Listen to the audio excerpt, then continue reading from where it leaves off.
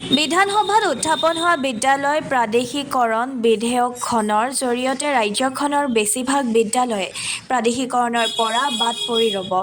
বিধেয়কখনৰ ৩টা উপধাৰাৰ সংশোধন নহ'লে পুনৰ ৰাজ্যৰ কেইখনমানহে বিদ্যালয় প্ৰাদেশিকৰণ হ'ব।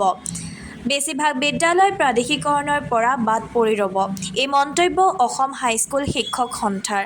তেজপুৰত এক সংবাদমেল যোগে এই বিষয়ে জনাইছে অসম হাইস্কুল শিক্ষক সংস্থাই। বিধেয়কখনৰ ৩ ধাৰাৰ মতে বিদ্যালয়খনত শেহতীয়া ৩টা বছৰত ২৫ গৰাকী ছাত্ৰ-ছাত্ৰীয়ে হাইস্কুল শিক্ষান্ত পৰীক্ষাত অৱতীৰ্ণ হ'ব লাগিব।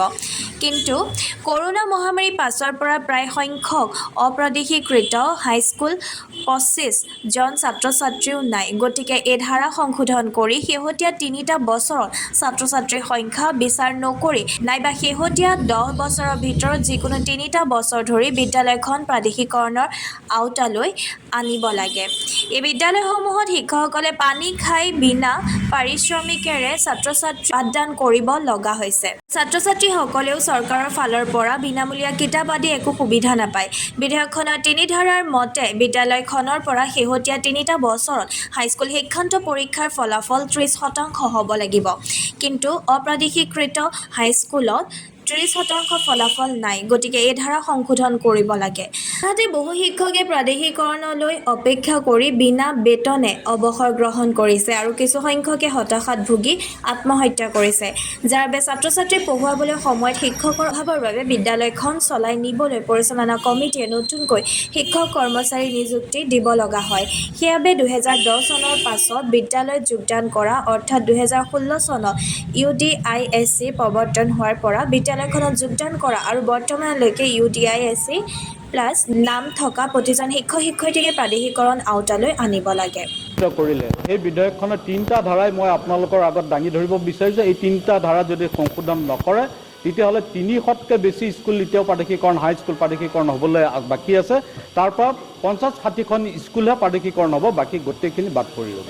প্ৰথম ধাৰাটো হৈছে 3/3/4। এই ধাৰা মতে প্ৰতিখন বিদ্যালয়ত ২৫ জন ছাত্ৰ-ছাত্ৰীৰ সংখ্যা বিচাৰিছে। কিন্তু ইতিমধ্যে আপোনালোকে গম পাইছে কি কাৰণে অপ্ৰাদেশিকৃত বিদ্যালয়সমূহৰ পৰা ছাত্ৰ-ছাত্ৰীৰ সংখ্যা কমি গৈছে। আমি সুবিধাখিনি দিব নোৱাৰোঁ। সেই গতিকে আমি এটা কথাই বিচাৰিছোঁ যে এই ধাৰাটো সংশোধন কৰি বিদ্যালয়খন চলি থকা বিদ্যালয়খন যিমানেই ছাত্ৰ-ছাত্ৰী নাথাকক কিয় চলি থকা বিদ্যালয় তাত 2টা 3টা 10টা 12টা যিয়েই সংখ্যা নাথাকক কিয় সেই বিদ্যালয়খন প্ৰাদেশিকৰণৰ আওতালৈ আনিব লাগে। দ্বিতীয় মতে আপোনাৰ 3/4 ধাৰা মতে কি হৈছে প্ৰতিখন বিদ্যালয়ৰ পৰা মেট্ৰিক দিয়া ছাত্ৰ-ছাত্ৰী হাইস্কুল শিক্ষান্ত দিয়া ছাত্ৰ-ছাত্ৰীৰ সংখ্যা 5%টো 30% হ'ব লাগে 30% হ'ব লাগে। কিন্তু তেনেধৰণৰ বিদ্যালয়ত যিসমূহ ছাত্ৰ-ছাত্ৰীয়ে অধ্যয়ন কৰি আছে যথেষ্ট কষ্ট কৰে ছাত্ৰ-ছাত্ৰী বা শিক্ষক-শিক্ষয়িত্ৰীসকলে, কিন্তু সেই ধাৰা মতে হয়তো 30% হোৱা নাই। আৰু ইমান বছৰ শিক্ষকতা কৰাৰ পিছত 30% যেতিয়া নহয় সেই বিদ্যালয়খন প্ৰাদেশিকৰণৰ আওতালৈ নাহে। সেই গতিকে মই এই পইণ্টটো সংশোধন কৰিব অনুৰোধ কৰিব বিচাৰিছোঁ যে 30% নহ'লেও যি পাৰ্চেণ্টেজে নাথাকক কিয় 5% যি নাথাকে কিয় সেই বিদ্যালয়খন প্ৰাদেশিকৰণৰ আওতালৈ আনিব লাগে। প্ৰাদেশিকৰণ হোৱাৰ পিছত যি লগাই চৰকাৰে লগাওক, মানি নল'লে প্ৰাদেশিকৰণৰ কেঞ্চেল কৰি দিয়ক। তৃতীয় ধাৰা মতে 31/12/2010 চনৰ আগতে বিদ্যালয়খনত যোগদান কৰিব লাগিব, যিটো 13 চনতো আছিলে 17 চনতো আছে। 17 চনৰ একখনৰ মতে 21 চনত প্ৰাদেশিকৰণ হৈছে আৰু এইবাৰ যিখন বিধেয়ক আছে সেইটোতো একে কথাই আছে। তেতিয়াহ'লে 2010 চনৰ পিছত যিখিনি জইন কৰিলে মই কৈছোঁ 500তকৈ অধিক শিক্ষক-শিক্ষয়িত্ৰীয়ে ছুইচাইড কৰিছে বা অৱসৰ লৈছে বা বেমাৰত মৃত্যু হৈছে। তেখেতসকলৰ অৱস্থা কি হ'ব তাৰ পিছত জইন কৰাখিনি?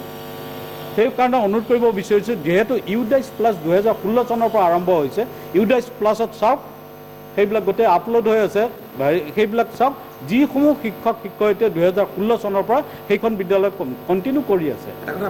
মূল দাবী হ'ল যে কোনো চৰ্ত নোহোৱাকৈ বিদ্যালয়সমূহ প্ৰাদেশিকৰণ কৰিব লাগে আৰু প্ৰাদেশিকৰণৰ পিছত তেওঁলোকক যি চৰ্ত দিয়ে সেই চৰ্ত যদি তেওঁলোকে নামানে হয় ডিপ্ৰভিঞ্চিয়েলাইজ কৰক, নহয় সেই স্কুলখন বেলেগ স্কুলৰ লগত সংযোগ কৰি দিয়ক।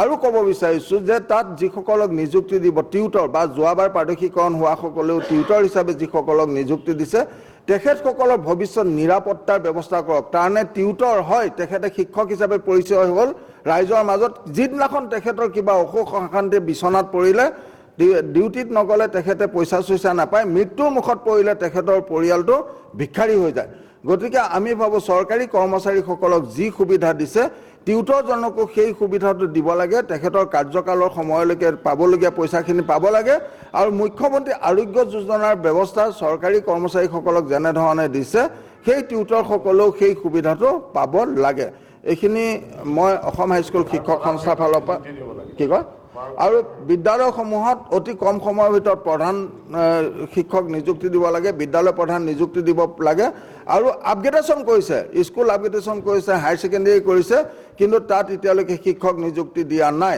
হাইস্কুলৰ MA পাছসকলে তাত শিক্ষক হিচাপে দায়িত্ব পালন কৰিছে কিন্তু মই এদিন শিক্ষামন্ত্ৰী মহোদয়ক সুধিছিলোঁ ছাৰ হয় অৰ্থাৎ আজি হাইস্কুলৰ শিক্ষকসকলে MA পাছ কৰি পেলাই তেওঁলোকে তাত যেতিয়া দায়িত্ব পালন কৰিছে কাইলৈ তাৰমানে নিযুক্তিৰ সময়ত সেই হাইস্কুলৰ সেই শিক্ষকজনে MA পাছ হ'লেও সেই সুবিধা নাপাবও পাৰে গতিকে আমি ভাবোঁ যে যিসকলে তাত শিক্ষকতাৰ দায়িত্ব পালন কৰিছে তেওঁলোকক হয় অতিৰিক্ত কিবা এটা মাননি দিব লাগে যিহেতু বেলেগৰ দায়িত্ব পালন কৰিছে আৰু নহয় তাৰমানে নিযুক্তিৰ সময়ত 5% হ'লেও বা 50% হ'লেও প্ৰমোচনৰ ব্যৱস্থাটো কৰিব লাগে এইখিনি কৰিলে নিশ্চয় সুবিধা হ'ব আৰু এটা কথা ক'ব বিচাৰিছোঁ আন্তঃগাঁথনিৰ ক্ষেত্ৰত এতিয়া প্ৰাদেশিকৰণ কৰোঁতে আপোনালোকে দেখা পাব হাইস্কুল প্ৰাদেশিকৰণ কৰোঁতে 8টা পোষ্ট হ'ব ME স্কুল প্ৰাদেশিকৰণ কৰোঁতে 5টা পোষ্ট হ'ব 3টা ক্লাছ LP স্কুল প্ৰাদেশিকৰণ কৰোঁতে মাত্ৰ 2টা পোষ্ট হ'ব 5টা ক্লাছ LP স্কুলত 5টা ক্লাছত আমি ভাবোঁ যে 2টা পোষ্ট নহয় 5টা ক্লাছৰ ক্লাছ টিচাৰ 5জন হ'ব লাগে